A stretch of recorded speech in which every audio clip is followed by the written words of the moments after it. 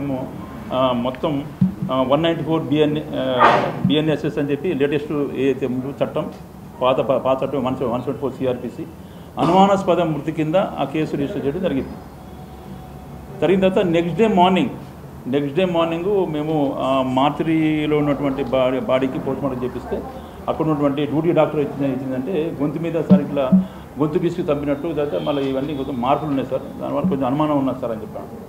మేము అదే చెప్పినాం. ఏంటంటే మేము ఆల్రెడీ మీకు కేసు చేయడం కూడా మేము 174 సిఆర్పిసి చేసినాం కాబట్టి పాత సెక్షన్ ప్రకారం అంటే 194 బిఎన్ఎస్ ప్రకారం మేము సెక్షన్ చేసినాం కాబట్టి అనుమానాస్పదంగా చేసినాం కాబట్టి సార్ మీరు ఏది ఇస్తే దాని ప్రకారం మేము సెక్షన్ ఆర్డర్ చేస్తాం అని చెప్పంటే డాక్టర్ క్లియర్ కట్గా అది సార్ ఇది మాత్రం సహజ మరణం కాదు, అసహజ మరణం అని ఇచ్చినాడు.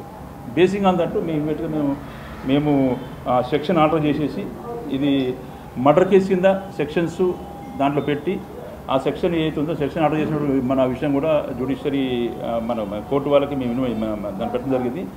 ఈ 194 బిఎన్ఎస్ఎస్ సెక్షన్ నుంచి 103, 238, 249 డెడ్ విత్ 3+5 బిఎన్ఎస్ చాదగఢ్ పొజిషన్ మన పొజిషన్లో సెక్షన్ మనం యాడ్ చేసేసి దానికి పెట్టడం జరిగింది. అంటే 103 అంటే మన పాత చట్టాల ప్రకారము మర్డర్ కేసు స్టేట్ అవే 302 కింద వస్తుంది కాబట్టి ఆ సెక్షన్ ఆర్డర్ చేసినాం. ఇమీడియట్గా ఏంటంటే ఇక్కడ మనం ఉన్నటువంటి వాళ్ళ హస్బెండ్ ఎవరైతే చనిపోయిందో వాళ్ళ హస్బెండ్ వినయ్ని ప్లస్ మళ్ళీ వాళ్ళ హస్బెండ్ వాళ్ళ అక్క సరిత అని చెప్పి తుమ్మలపల్లి సరిత, దాంతోపాటు వాళ్ళ హస్బెండ్ ఎవరైతే చనిపోయిందో వాళ్ళ హస్బెండ్ వాళ్ళ అన్న కొడుకు నిహాల్ ఎలియాస్ బిట్టు వాళ్ళ ముగ్గురు కూడా విచారణ నిమిత్తం వాళ్ళని కస్టడీ తీసుకోవడం జరిగింది.